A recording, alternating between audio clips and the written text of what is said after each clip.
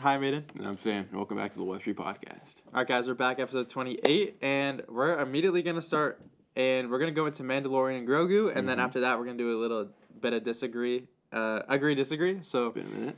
Yeah, it has been a minute. I have some fun ones set up for us. I think it'll cause for some good conversations. But on Thursday, me, Sam, and our friend Jared, we went to watch Mandalorian and Grogu. It's the first Star Wars movie to be in theaters since The Rise of Skywalker back in 2019. Yep. So it was my first Star Wars movie ever seen in theaters. So let's just start with our reviews. All right. So our review of Mandalorian and Grogu. You want to go first? I'll go after. I'm gonna give it a calm 6.5. I was gonna say 6 out of 10 too. Okay, I was expecting you to be a lot higher on it than you were. No. But okay, this will be interesting because I actually saw somebody else talk about it on a podcast. I think it's like kind of like a smaller podcast I saw.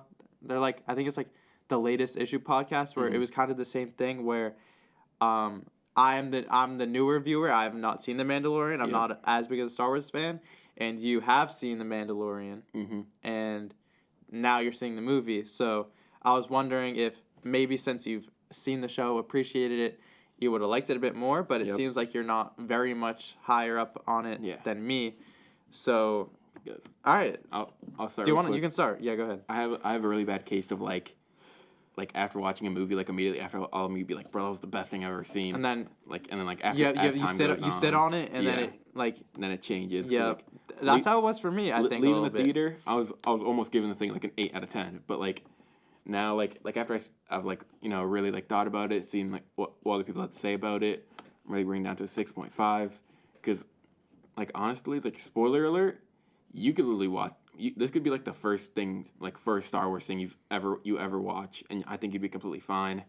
Like, the Mandalorian show is kind of not that relevant at all. Like you don't need to watch it. I was gonna say it was like surprisingly easy to follow along with. Yeah. Considering that there's 3 seasons of a show that lead up to this. 4, technically. There's 4? Yeah, because the Book of Boba Fett. There's like 2 or 3 episodes all about Mandalorian. And then what? So. There's still like the Clone Wars and other shows that maybe have like Easter eggs here or there. Relevance, but it's like I was so expected to be like, what is going on? But it had to have been. I think you only gave me like one tip or like word of advice throughout the entire movie, which had to do with the ship. Other than that, you didn't have to tell me anything. I understood everything going on. It helps that I know who like Jabba the Hutt is because I've seen him. So his son is in it. So that's easy enough. Yep.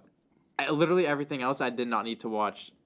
It seems that I didn't. Other than knowing who Grogu is and Mandalorian, how their relationship came to be.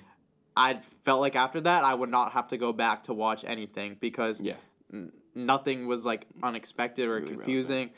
Which I mean, that definitely did help. If I like, I know it wouldn't be a fair rating, but if I didn't watch those originals and I was like confused the whole time, probably would have made it a horrible like experience watching it. So maybe that is why it wasn't as like tied into the show for new viewers or people that haven't watched the show. Yep. So, exactly. I kind of want to start with my negative. Can we do negatives first and then we can do positives? Sure. Okay. So, there are 2 or 3 major things that I wanted to talk about where I think there's one major one that I want to talk about. All right, I'll say this. Going into that 3rd act, I was really confident. I was ready to give it like a 7 or an 8. Dude, but that scene with Grogu tending to Mandalorian when he was out from the poison, that had to have been the longest sequence I have ever had to sit through in a movie, and it was so boring. I looked over at you a few times. You were like ready to leave. Bro. I was like obviously we were in the movie theater. I was on my chair. I think I went into like 10 different positions. I'd be like lying down like this, like this. Exactly. Usually I'll be like sitting like this, straight face at it, like locked in. I was so bored. I was like insanely bored. I was like, every time I was like, okay, is it over now? Some random new thing happened, but it was just like the slowest pacing like you'll ever see. Yeah. And the pacing, I just have to say, it's so inconsistent throughout the whole thing, where there's scenes that are super quick, and then there's stuff like this where it's 20 minutes of basically no dialogue. There's like here or there with the dude on the porch. Other than that, it's just Grogu just doing random stuff and walking around the forest. I get it. They were trying to get their Grogu team screen time up, because before this it was mostly just Mandalorian, and he was doing things with those other little guys. Yep. But I just think it was a horrible execution. It did not work with me. I'm sure other people are going to say the same thing, but that dropped it from what it was down to a 6. Yeah. Just that alone. Because I'll say this right now. I'll probably bring it up like once or twice after, but this movie was originally supposed to be a season 4 of the show. And so what? Yes, that is also another thing. What I'm imagining is that whole Grogu like sequence was supposed to be one episode in that season. How long are the episodes? I don't remember. They're like 30, 40 minutes long. They might be 20. I don't know. I haven't watched the show. Because I can say this. I came in with the mindset that it was a show. Yeah. I literally, and I don't want to be like plagiarizing what other people said, because I had this thought process too. Leaving the movie, I could literally pinpoint in my head starts and ends to episodes, where it literally feels like 2 or 3 episodes all put together in a single movie. Yep. Like in my head, what I was thinking was, if these are like the average TV show of 2026, where it's like your 8-episode format, episodes are like 40 to 50 minutes to an hour. I thought in my head, the start of the movie to the scene where he rescues Rada the Hutt the first time, and Grogu and Rada are like playing around on the beach. That felt like an end of an episode to me. And then we pick up after that. It feels like the movie just had a little soft reset, where it's like, okay, here we go. Another problem is about to happen, where I don't know the name. The bounty hunter pulls up. He pulls up. So good. They get Mando and Rada the Hutt as well, and then there's that entire thing with going to that planet. The gladiator, not gladiator, like he gets put in the thing with the snake.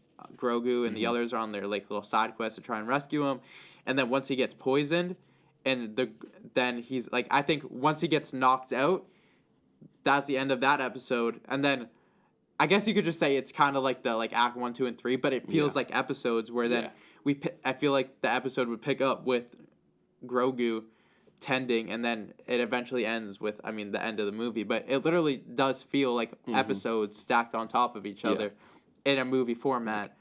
My biggest gripe with that is that this could have easily been a season of a show, because I feel like it does, and if you're making a movie based off a show, it's got to be like in a big event. Yeah, that's also one of our debriefs after, where it's like it feels like it wasn't movie level. Yeah, exactly.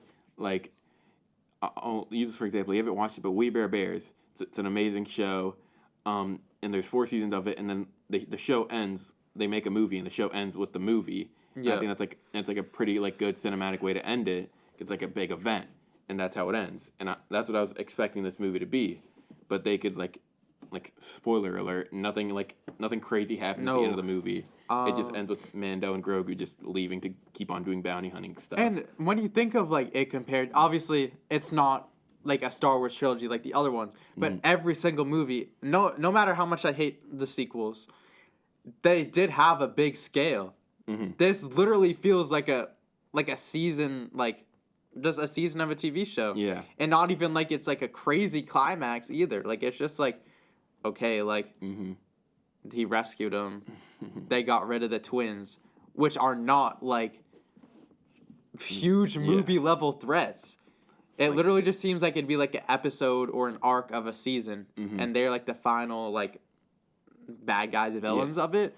So that's what was one of the things that I was thinking of too, where it didn't seem too necessary to be a movie, but if they were to make a movie, I think it would just have to be like way grander in scale. Yeah, exactly. Any other negatives you have? Because I think I can give a little bit as well. It's because a part of season 3 of The Mandalorian is that basically there's this mythical creature on Mando's homeworld called the Mythosaur. Oh yeah, and Jared told me about that. Yeah, or you did too. We see it in season 3. Nobody's seen it in like hundreds of years, and then nothing happens with it for the rest of the season. Like it just sort of shows up, in like episode like 3 or 4, and then just nothing happens with it afterwards. So like me and Jared and a bunch of other people were like expecting it to maybe come back in this movie and be a part of it, but again, it just wasn't. Like, it just, I don't know. And another little gripe I have, it's not that big of an issue, it's like more of a me thing. I was a little disappointed in Sigourney Weaver's character. She basically nothing. Yeah, she's like such a big actress. Like everybody knows she's a household name, and you just make her play some like general for the New Republic. Kind of does like nothing. She'll give an order and then disappear. Yeah, exactly. And she shows up at the end of the movie for like another like 3-5 minutes, and that's kind of it. Can I give like a really like, it's kind of a nitpick, but something that just kept annoying me? Yeah. When Rada the Hutt gave his like the same speech about 5 times where he's like, yeah, I'm not my dad, I'm not my dad, I want to be my own man. Yeah. He had to have said that same thing like 3 different times where it's like, bro, like, we get what your character is supposed to be. It did not have to be repeated that many times. Definitely. Like, it definitely isn't like something that ruined the movie for me, but it was just kind of something annoying where it's like, it was just getting repetitive at that point. So I have a question for you about that. A lot of people did not like how Rada the Hutt like talked. Oh, I thought he sounded stupid. Is that crazy? No. He sounded way too casual. Yeah. Okay. For how he looks. Like, yeah. I thought he sounded really weird. Like, it wasn't like... It took me out a little bit. Like, it just did not sound how I thought he would sound at all. A lot of people had issues with it, which it wasn't that big of a deal for me, but I completely understand. I saw people comparing it to, like, The Thing. How they thought that Thing should have had, like, a more, like, a raspy voice, kind of like that. Yeah. But I think there's definitely a difference between the two of them, where The Thing was a human at some point, that he's just like an alien species. So I don't know, and it's just like the way he talks too. I don't know. Yeah. I don't compared to like every other Hutt we see in the movie, and just with like Jabba the Hutt too. Yeah. He just obviously. He's not his father or anything, but I do think he sounded a bit weird. It didn't take any points off for me or anything, but I think they should. I think what people have said is, I've seen people make the debate where it's like, we have to stop hiring popular celebrities and actors and start hiring voice actors, because there's voice actors out there for a reason, because voice actors can do things with their voice to create a voice of a character where it's like a human, not a human, like a regular celebrity won't have that type of range for. If you have talented voice actors out there, use them for roles like this, where you have a huge, disgusting looking alien and they sound like your average Joe on the street. Yeah. Like, it's not a huge deal, but I can see why other people are super annoyed by it, and now that makes me a bit happier that I wasn't the only one thinking that. I do have another little negative, which was a positive before it turned into a negative, where when I saw that Rada the Hutt thing and like the gladiator, like that Coliseum type of thing, and when I saw Mando wake up and he was about to go into it, I was like, oh my god, this is about to be like the most sick scene ever. It's about to be so entertaining, about to have some crazy action. And then when all the other monsters, aliens started coming out, I was like, oh, this is going to be peak. It had to have been the most underwhelming fight of all time. It wasn't anything special at all. It was just kind of disappointing for me. Did you like that scene? I thought it was fun. I thought there were better fight scenes in the movie, which was going to be one of my positives. Yeah, we can talk about positives after, but it's like... That bar fight scene, though, that one was pretty good in my opinion. Oh, yeah. Like, yeah, I don't know. It's a bit iffy because they, because basically the reason why those certain creatures are used was because of how it's supposed to be like a upscaled version of Hollow Chess, just like that's an in-game like Star Wars thing. And so they brought the creatures from that Hollow Chess like game and like put them in the movie. So that's why some of the creatures are like so like weird and like exotic. Yeah, it's because they came from like that like game. And I thought that the fight with just Mando and Rada was better than the full-on brawl, in my opinion. I think they could have done it better. Like, it wasn't horrible, but I thought that the concept was great, and I just don't think they executed it as good as they could have. But do you want to start with any positives that we have? Yeah. Because, I mean, it wasn't the worst movie of all time. There was some good moments. A lot of people were scared because there was that one scene of them on like that beach, and everybody thought like the first like 2 seasons of The Mandalorian had amazing cinematography. Like it's one of the things that everybody loved about it. Yeah. People were scared that this movie wasn't gonna have that, but I think they did really well. No, I thought people, and I think Jared said too in the car that he was like, "Oh, this cinematography is gonna suck." Yeah. Did he not say that? He did. I don't think it was horrible. No, like there was good looking, wasn't. like that one shot with all like the jets or planes, whatever, with the sunrise or sunset. I don't know. Yeah. Like where the orange back. I know they like spammed that in the trailers, but it looked really good. Yeah. And like the whole like sequence in the city, I thought that was that city like it was so was pretty. it was one of my positives. I just thought that was a really cool like design. I just love the aesthetic. Yeah, of it was a super cool aesthetic. It looked cool. It looked like a futuristic. It looked like you're like you're neon. Yeah, exactly. It looked city. like that. It worked. It worked. And it set the vibe for like the gladiator thing. It was cool. Exactly. What else did I like? I would say I really liked the opening. I thought the opening was really cool. Yeah. Oh, I also have a fun fact for you. The Empire like general guy in the beginning of the movie. That's the same guy from the bodega in Homecoming. Who hits on Aunt May. Oh, really? Yeah, that's I the didn't same even actor. notice that. Okay, that's cool. I thought it was cool. I think Mandalorian has a really cool fighting style. He obviously he's a bounty hunter, so he moves in silence. He takes out people one by one. It's cool. Grogu, he's adorable. I see why he was like an industry plant I can see why sell toys. I can see how he sells toys so easily. I also love how they use like their species in the movies where they literally just treat them like puppets. Where like I just love when Grogu will just get sent flying onto like Mando, and it will literally look like they're throwing something on him because like they just use him as a puppet.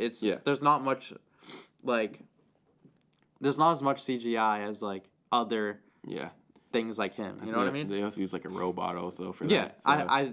I really like that. Let's see. What were some other of your positives? Say Embo's character in general. That's a bounty hunter. Yeah, he's a character from the Clone Wars. He is so cool. He's one of my favorites, and they did him right. His like pet is really cool. Is just how he uses his helmet and how it's like a weapon is awesome. And I also just love. I saw the Escape podcast talking about how they loved how his ship was literally like the same thing as his hat. I didn't even notice that. Yeah, I think it's pretty funny. Let's see what else. What else was there? Sorry, there's definitely more, but it's not fresh. What did you think about the final action sequence, like the final fight? Do you think it was good? Do you think it was bad? I thought it was pretty good.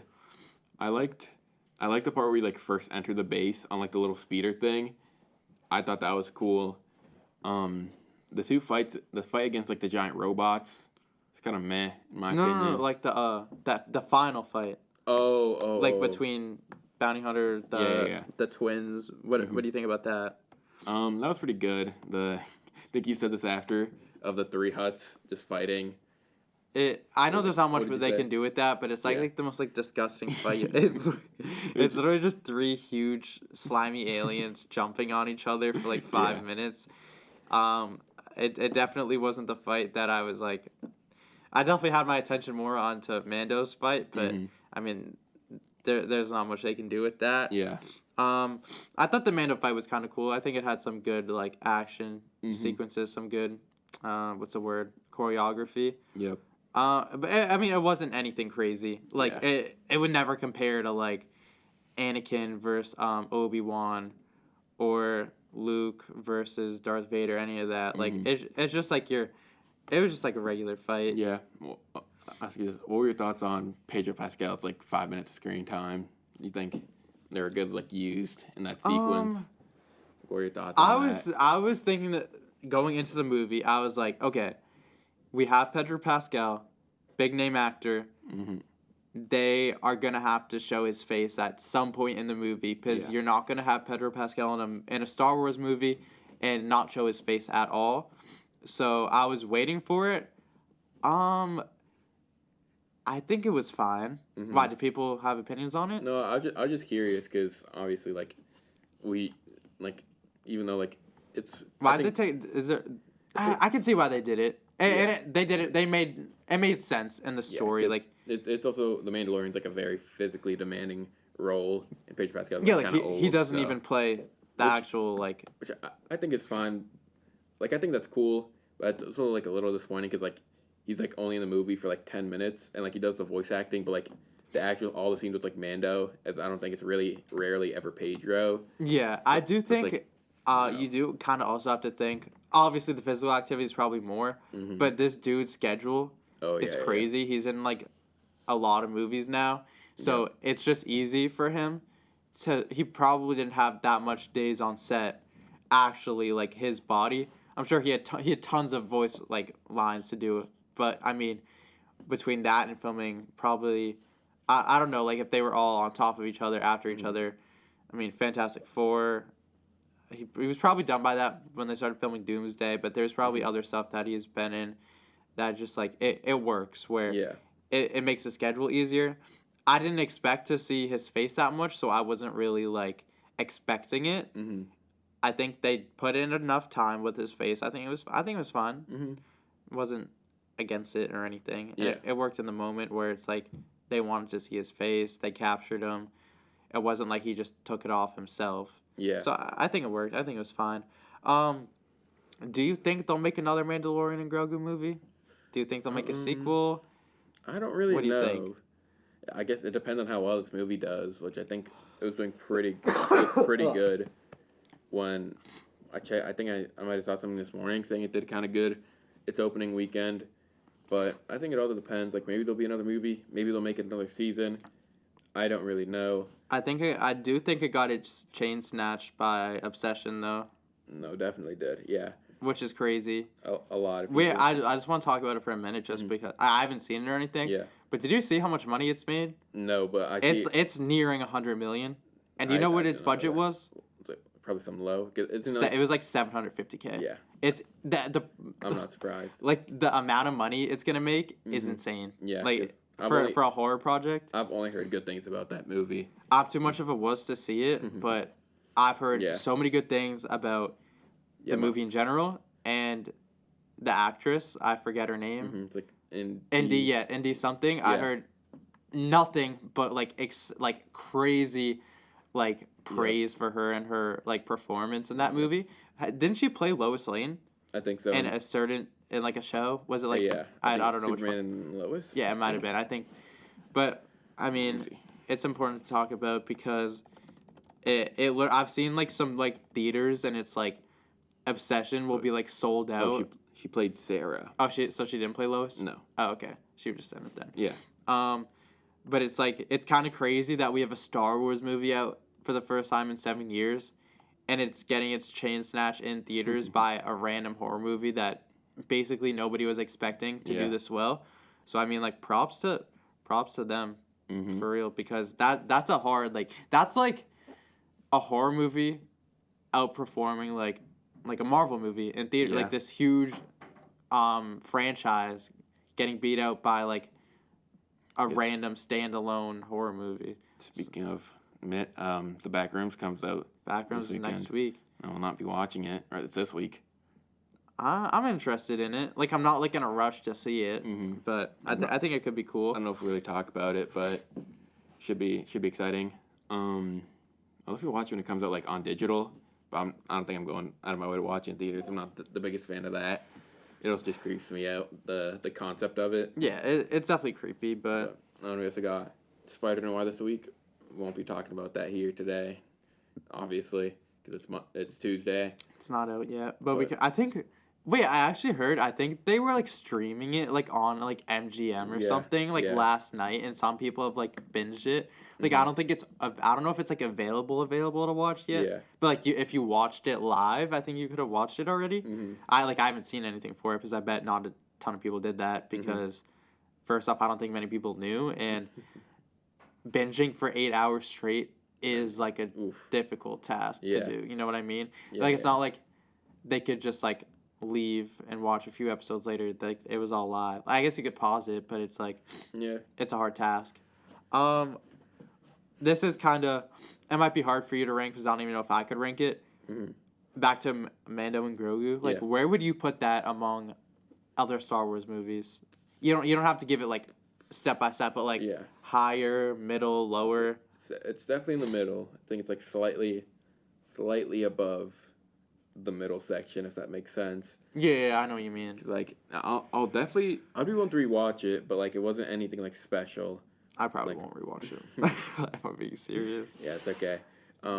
Like it wasn't anything too crazy, but it was better than like why am I forgetting the name? Like Rise of Skywalker and what was the 8th one? I forgot. Not Force Awakens. Return of the Jedi. Last Jedi. Oh yeah, The Last Jedi. Like it's definitely better than that. Yeah, I think so too. I mean, I think I'd have it above like. I thought The Phantom Menace was really bad. I hated watching that. Some people like it. I didn't. I was not a fan. The final fight scene carries. Yeah, definitely with the Obi-Wan and Qui-Gon versus that was a good fight. I think Revenge of the Sith is definitely better. Empire Strikes Back.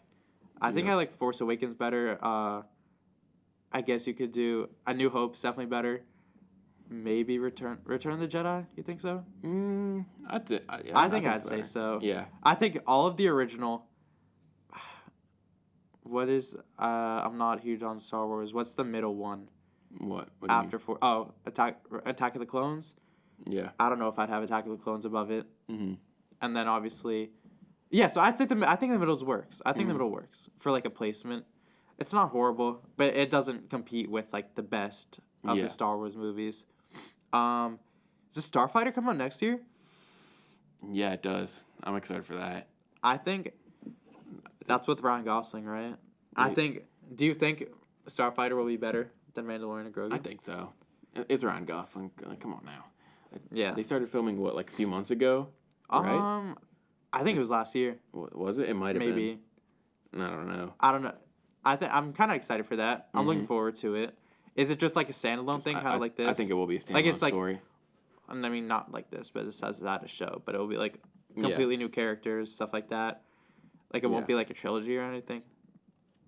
Yeah, no, I think it's gonna be its own story. I think that can be really good. I'm excited for that. Yeah. Were you looking at the picture of release date? What are you looking? I'm trying to find the picture. It's a fighter. I think it was them like in front of the ship. Oh yeah, September 17th. That's when they posted it? I think so. Yeah. Oh, so it's been like well over 6 months. They've definitely finished filming, you think? Yeah. They could have.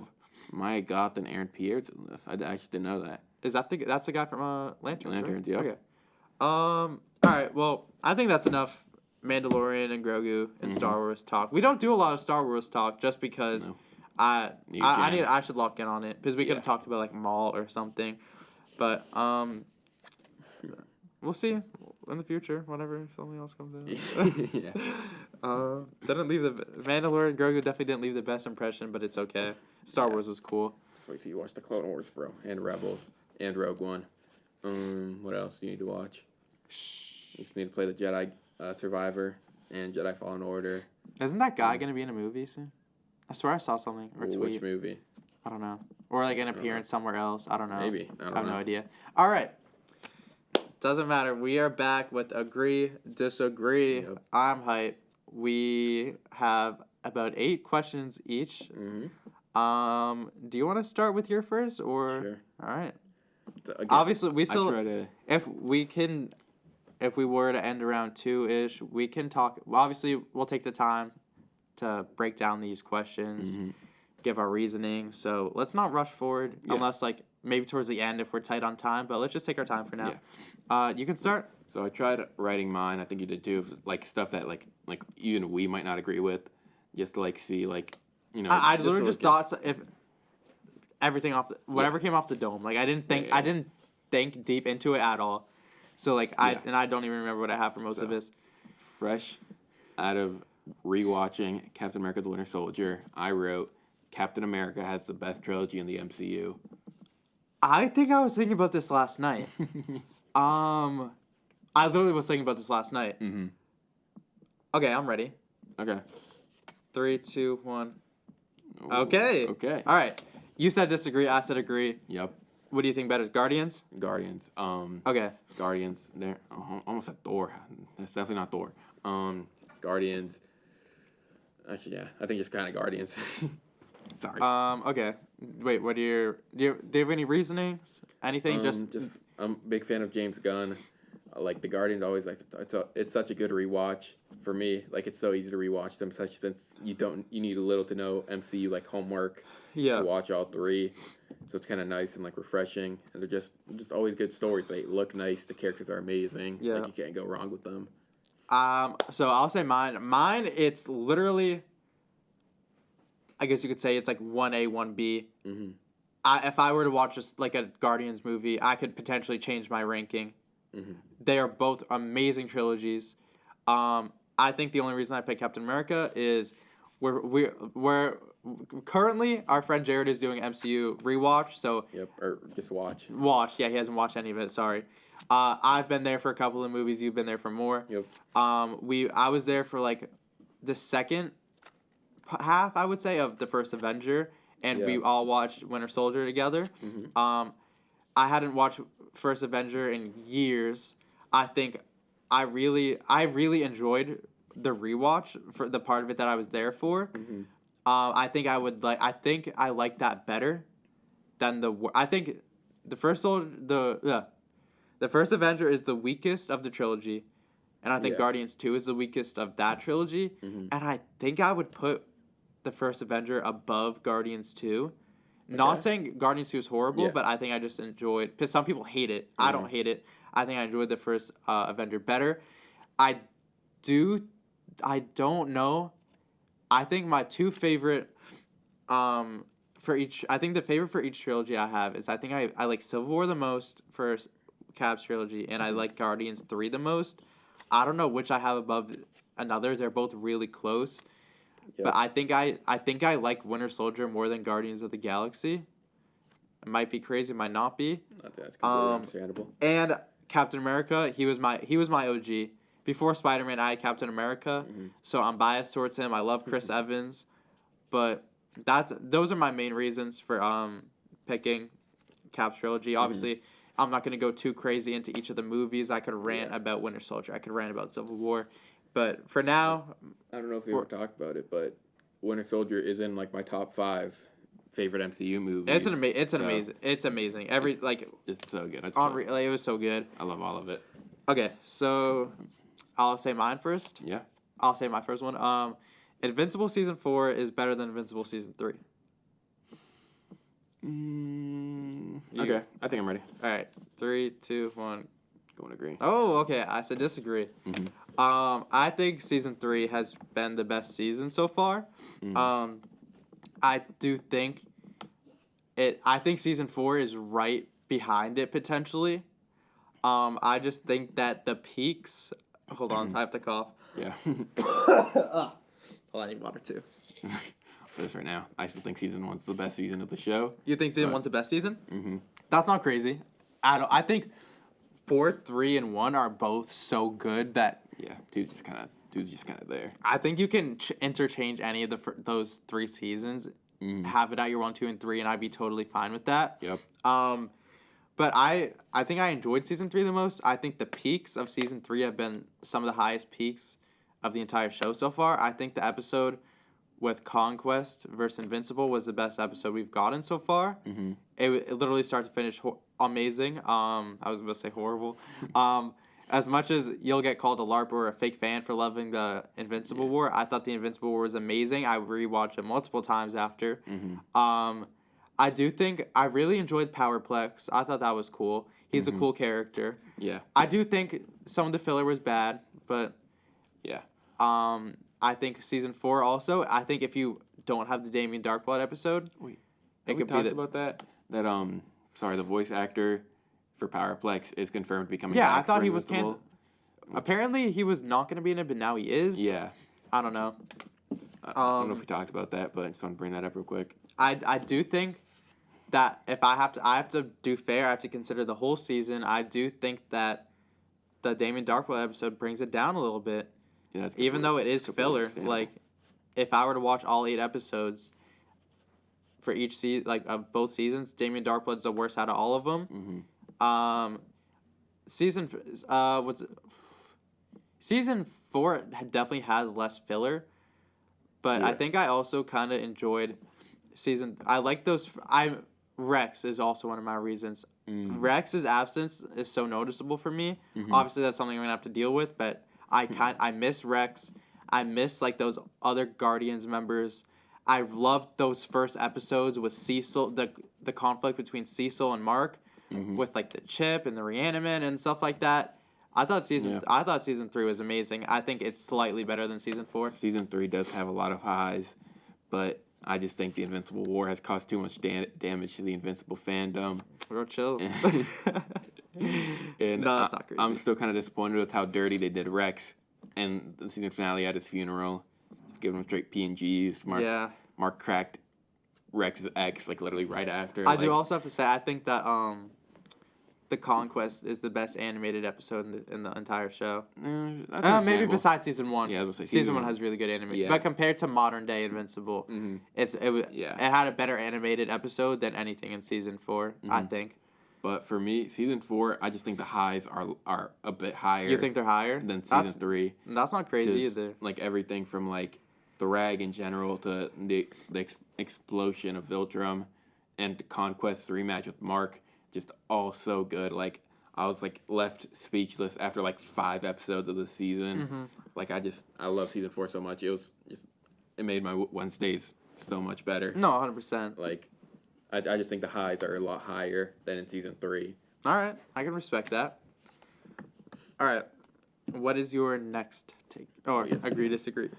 I got the DCU has potential to catch up to the MCU in 3 years. And I mean by catch up in the terms of like popularity and like relevance. Okay. I think this one's a bit iffy. All right, I'm ready. 3, 2, 1. Disagree. I go disagree also. I'll say real quick, I think DC is going to become really popular. But the only I think it's going to get outshined by Doomsday and Secret Wars. Yeah. I think it's a time right now where Marvel had been slumped the past couple of years, but they're making their move starting this summer with Spider-Man Brand New Day, following into Doomsday, the next year Secret Wars. Marvel is going to be in its like Infinity War Endgame era, where it's like DC is at what happened in DC at the time of Marvel. Was anybody talking about DC at that time with Infinity War and Endgame? Obviously, I think they're in a better position right now, but it's like they don't have a Justice League movie coming out. Yeah. The only thing confirmed, other than like, I think the only like major confirmed thing that could even contend with anything is Man of Tomorrow, and Man of Tomorrow's scale isn't gonna come close to Doomsday or Secret Wars. So I completely agree. Although I do think the quality of the movies could definitely catch up. The popularity, I don't think it will yet. Yeah. Like, as much as I love DC, I just think it's in a very rough spot now because, like, we got our first year, did really good in its first year with Superman, and then, Peacemaker and all that. But it is in a rough spot right now because of just so much hype around Marvel and all its projects, like X-Men 97, Spider-Man, Doomsday, and everything with Paramount that's happening at Warner Bros. Is also a big issue. I think that could definitely cause issues for the DCU. You also have to think, once Secret Wars is over and they have their soft reset, live action X-Men are going to get introduced. Recasts are going to come. Yep. It will be a whole new era of Marvel. New fans will pour in. I think as much as DC has been climbing, Marvel is climbing even faster. That's what I think. I will say, hey, if they make the Batman a part of the DCU, though, it's catching up immediately. But no, I don't want them to do that. I think they need to get a Batman movie in here. Yeah, sooner rather than later. I don't think we're getting that till 28. So, all right. Mine. Yeah. Avengers Doomsday will be better than Avengers Infinity War. Okay. I actually need to think about this one for a second. I think I have mine now. Yeah, okay. I think I got mine. Ready? 3, 2, 1. Go agree. You want to agree? Okay. I'm gonna go I really thought about it. Why do you agree? Why do you think it will? I just think that there's so many different characters in this movie that there's going to be something in it for everybody, and I feel like the longer the movie is, it's going to be better. Yeah. Because like one of my fears about the movie is that just there's not going to be enough time to like be around all these different characters. Uh-huh. But if the movie's like 3 hours long, then I think they'll be able to do that. And there's just like and there's like this. I feel like this movie's going to be like a sort of love letter to the MCU because like all these different like people from different eras of the MCU are all coming together to fight one villain. So I think there'll just be something for like everybody in this movie. Like there'll be something for everyone in this movie. Yeah. I think I just said that like 3 times, but like I don't know. I think it just has potential to be it definitely will be on the same level as Infinity War and maybe even ascend it because also Doom's. I feel like before the MCU was Thanos like really like. I think Doom was always that guy. Yeah, in my opinion, Doom has always been like a really popular villain in Marvel. Like Thanos was definitely big, but like he only became like really big in Marvel. Yeah, so that'll also be another reason. Just everybody's excited to see Doom. I will say right now where I stand, I think I need to see more. Mm-hmm. But I would say I'm leaning more towards agree every single month. Months ago, I wouldn't have even thought about putting agree. Yeah. Now I am, but I think just right now, you have to think Infinity War was years of build up, perfect execution, and an amazing end to the movie. Nobody could have expected that. I do think that it's definitely not impossible. Doomsday could 100% be better. I just think it's gonna be really hard because I think Infinity War is probably the best one of probably top 3 comic book movies of all time. That's not crazy to so say. Doomsday has to be generational to be better, and I think it's possible. But right now I'm gonna say no. Yeah. Okay. All right. I got that. What do you got? Next, I got Killmonger is in the top 5 of MCU villains. Oh, voice crack a damn. Say it again for the clip. Killmonger is in the top 5 of MCU villains. Okay, I have to think about this actually. I'll say he's only in one movie, but I feel like he does a lot in his movie. Do you want to do yours? All right, I'm not gonna put mine up. Do yours. I'm gonna put agree. I want you to convince me. Just for this full reason that first of all, it's Michael B. Jordan. Can't go wrong with that. And truly, the most villainous thing he does in this movie is introduce the world to the Killmonger dreads. You know what? Just for that. Wait. All right. Who else do you have in that top 5 then? Do you have him at 5 or is there? I think he's definitely in the lower part of 5. All right. So who do you have? Thanos. Ultron. Yep. Ultron, I think is up there. Who else do you have? Do you have Loki or no? I don't think so. Do you have Winter Soldier? I was thinking Winter Soldier. Sorry, I just got put on the spot. Maybe Winter Soldier. Thanos is definitely up there. Hold up. I feel like I got a sleeper pick. Like Vulture? Did you like Vulture? I'll go Green Goblin. No Way Home. Okay. I just think his impact on the MCU is massive because of him. That's when Wakanda reveals himself to the world. It's because of Killmonger, and I just think obviously that does so much for the whole MCU. No, all right, I'll agree with this. I'll agree. Only because I've been thinking I can't think of any generational villains like that. The whole "Is this your king?" scene. I think when Doom walks in, I think he might get booted. Oh, there's a chance. Yeah. It's definitely possible. I think. Yeah. Well, sorry, I just saw that scene so much of. Is this your king? And then he throws him over the waterfall. That was really good. He is a really good villain. Mm-hmm. And if I don't have him top 5, he's borderline. Yep. Literally. Oh. No, he'd be like. I'm gonna stop. Is he gonna be in your top 10? Did you say? Yeah, 100%. Okay, this one might cause conflict. I don't even know what I think about it.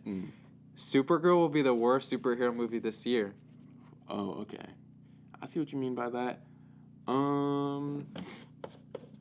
Think what else? What has already come out this year? Nothing. Before. Nothing. Really? Nothing. R4 and He-Man doesn't count. Master of the Universe doesn't count. it's Supergirl, Clayface, Doomsday, and Spider-Man. Those are the 4. Okay. I have mine, I think.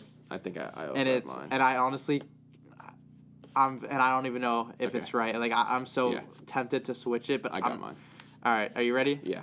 3, 2, 1. I'm gonna go agree. Okay, I'm going disagree. I'll start with mine first. It's because this is gonna be the first. This is technically the first project in the DCU not made by James Gunn, and a lot of people might not know that, so they might get their expectations really high and then be disappointed when it's not on the same level as James Gunn makes all his movies out to be. And I think like Spider-Man and Doom and Avengers, even if they're bad, I feel like they're still gonna make a crap ton of money. And Clayface, I don't know. I'll make all the money for it. I'm so excited for Clayface. Like, yeah. But that's my reasoning. I just think people are going to be expecting too much. Okay. I agreed because I think that Spider-Man and Doomsday weren't necessarily no-brainers, but I didn't think too much on it. I was mostly tied between, do I think Clayface will be better or do I think Supergirl will be better? Yeah. And I kind of went with I had 2 main reasons for why I chose Supergirl. One, I think Clayface will be really different, maybe too different for the superhero scene, where we won't be getting like a superhero project. There's not many superhero projects that are all among the same type of movie that Clayface will be. Yep. And I don't think it will fit a lot of people's like ideals for like a not necessarily superhero but like a comic book like style. It'll be very different. I think some people won't like the approach. I think the diehard fans will. But I hate to like bring up I hate to bring it up because I know I haven't stopped talking about it, but what I know every single time I've been looking up for comic book recommendations, Woman of Tomorrow is always at the top of one of the best like comic book stories, and specifically among DC. It's rated like a 4.6 on this app that I have. I haven't read it yet. I'm yet to read it, but I own it, and I plan on reading it before the movie comes out. So if the movie is really heavily influenced on the story, and it's able to adapt it well, it should be really good. Yeah. Obviously, I think I can come back to this take after I've read it, and I'll either stay on that or I might disagree. But for now, that's why I'm gonna agree. But I could totally be wrong. We'll see. We'll see. Come the end of December, which one was the worst? Oh yeah. And I think honestly, all of them can be really good. Yeah, there's a chance. There's a chance they could all be 8s. Comic book movies have just been on the rise. I legitimately think there's a chance that every single superhero comic book movie this year can be an 8 or above. I have no doubts. It could so happen. All right. But my next one, I don't know if it's gonna be like a crazy hot take, but I wrote down, Arcane has better animation than the Spider-Verse movies. All right, I'm ready. I think I'm ready also. 3, 2, 1. I'm gonna disagree. It's the styles for me. It's the variety of styles. Spider-Verse is able to do so much different styles of animation consistently that it's like they're on a whole new level. Arcane animation is really good, but it doesn't have the versatility that Spider-Verse has. Is that fair? I think you put that in perfectly possible. We can move on. Because we're looking starting to get a little close to time here. We are. All right. Project Hail Mary has been the best movie this year. Oh, yeah. 3, 2, 1. I completely agree. I haven't seen much, but from what I've seen, it's been the best. It's already one of my favorite movies of all time. I love it so much. I don't think we need to go further. Okay. This one. The Batman Part 2 could be the best sequel in comic book movie history. In terms of like the first one, are we taking the first one into consideration? No, like just a sequel to a movie.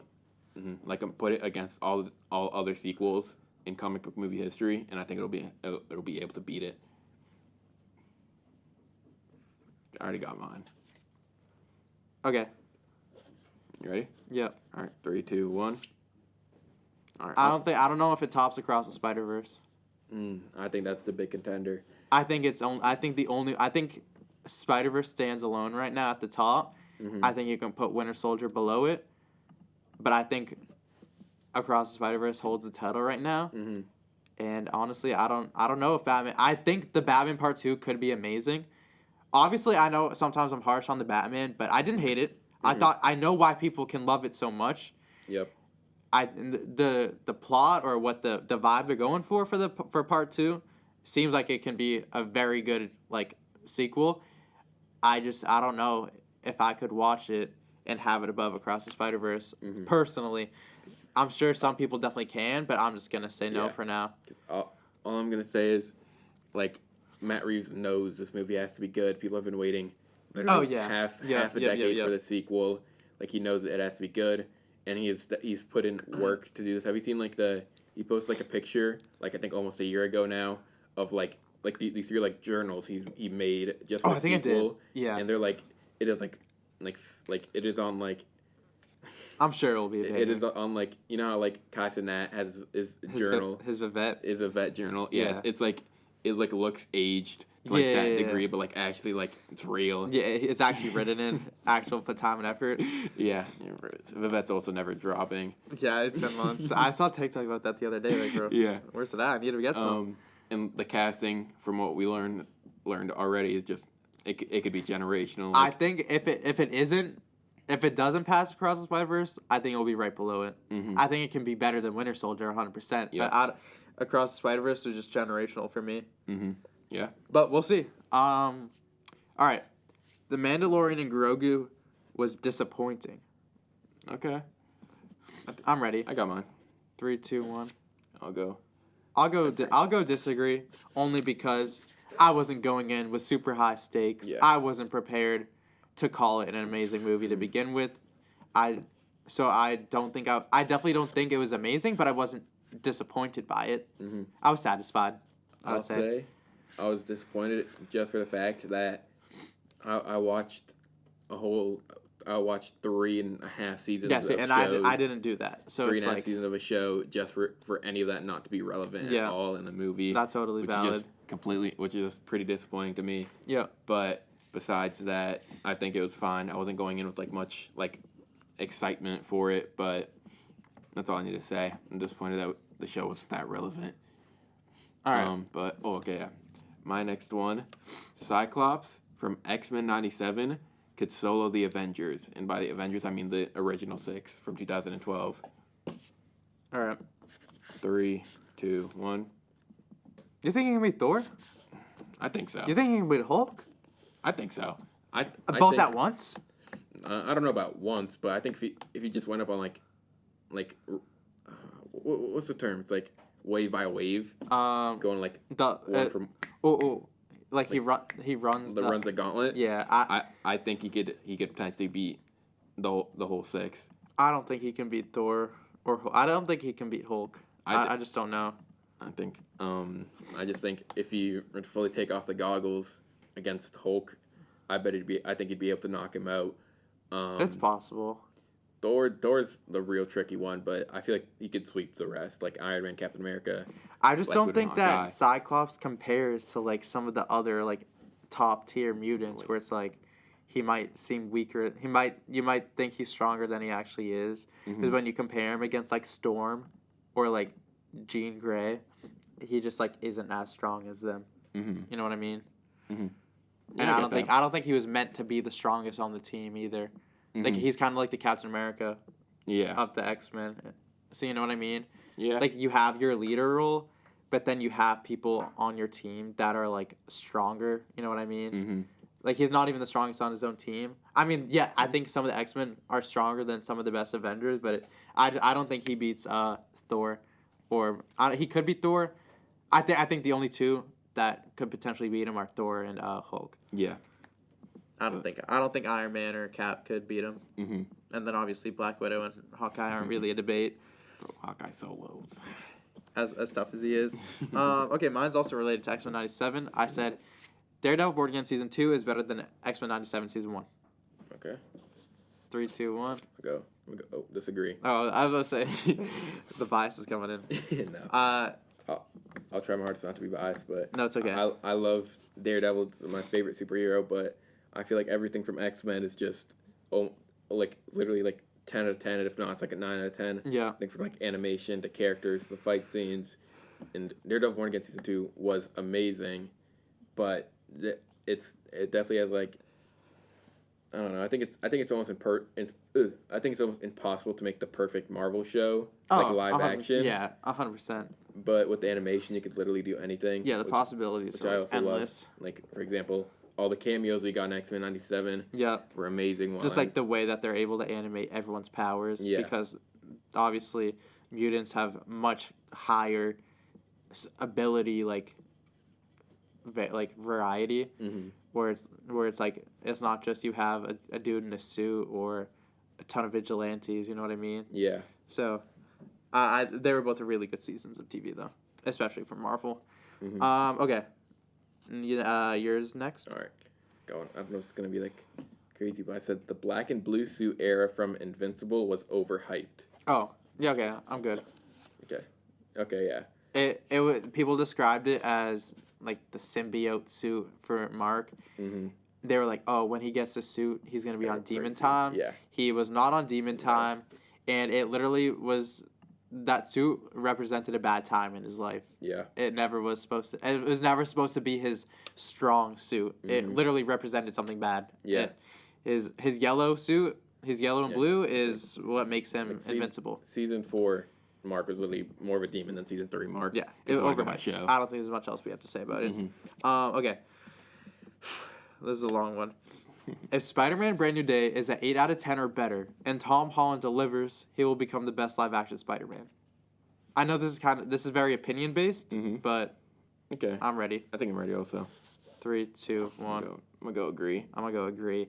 Just because I think he's already off an amazing performance in No Way Home. I think if he can continue his performance, deliver a great street-level Spider-Man movie where he does an amazing job, we see him become like good character development through Peter Parker and Spider-Man. We can see him do some awesome fight scenes. Yep.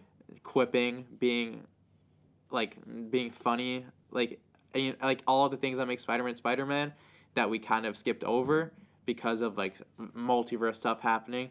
I think he can become the best Spider-Man. Mm-hmm.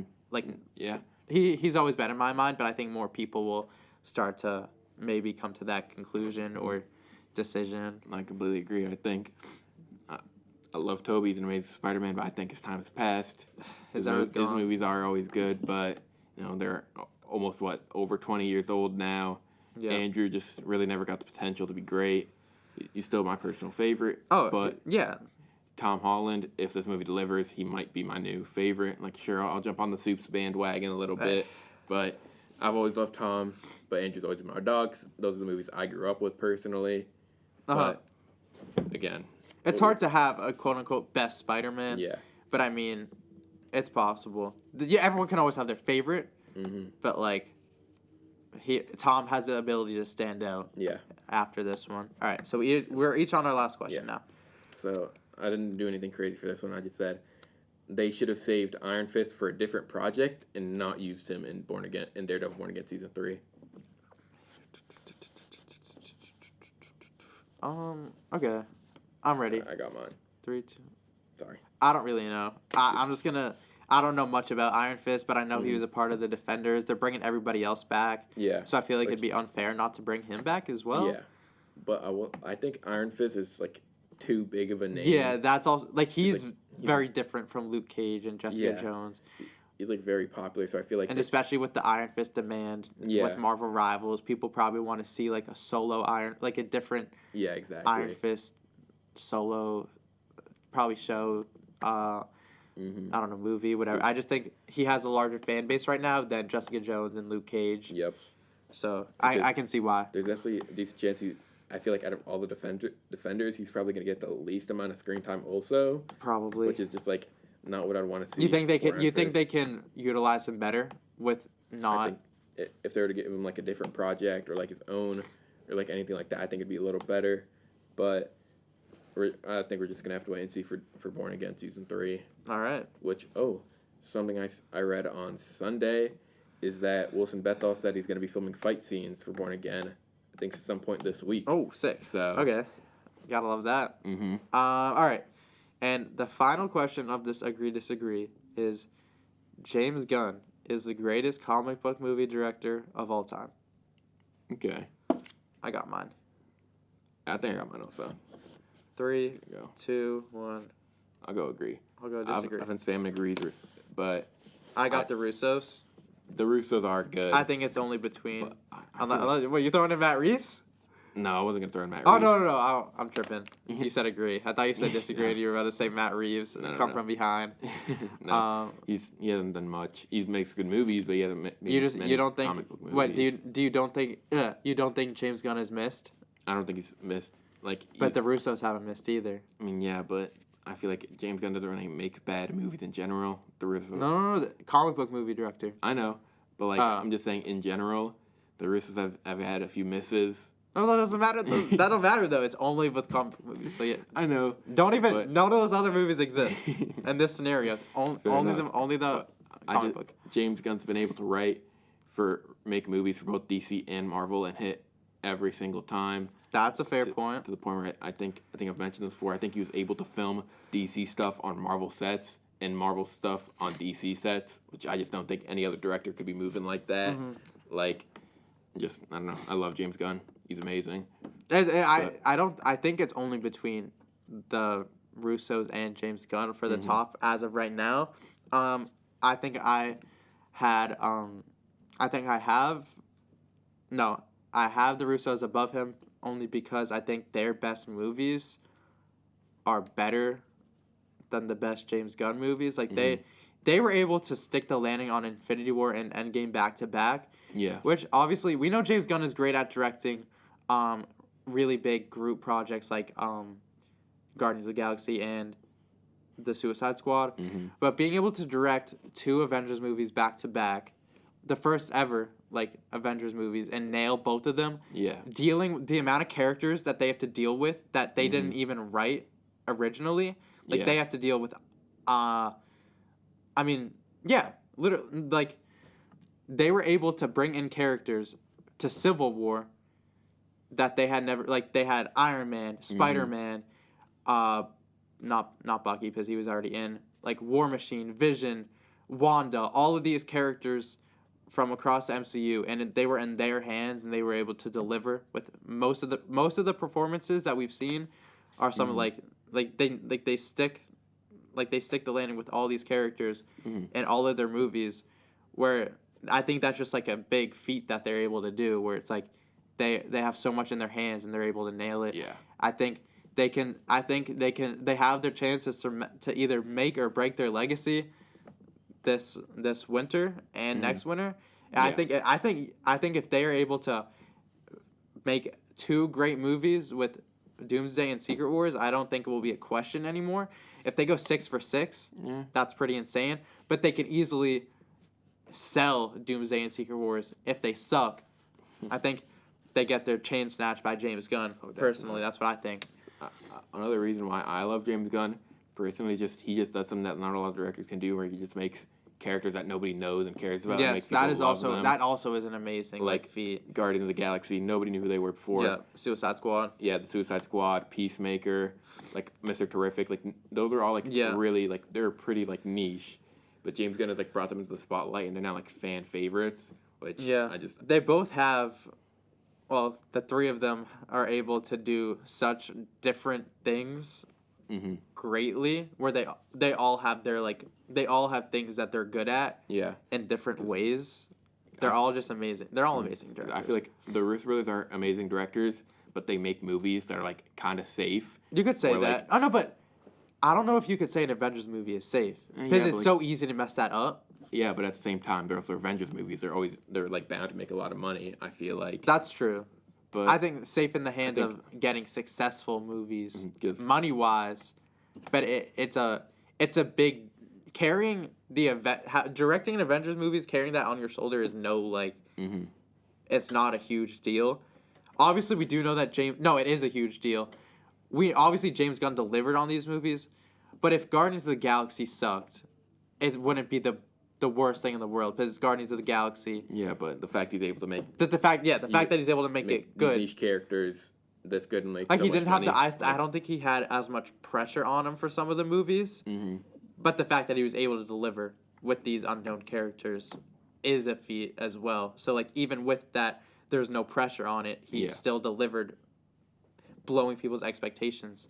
So I think they're all amazing. I think you can go either way. But yeah, I mean, hit nail in the coffin. 2 p.m.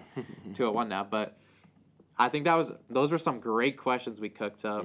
A lot of fun. Interesting discussions. Definitely. So there's not much else we can talk about because we got to wrap this up. Yep. But next week we will be talking about Spider-Man Noir, and we have a whole week of news that could happen. I don't know what else could be on the menu for next week, but we're just gonna have to find out for ourselves. All right. We'll see you next week. Bye. Bye.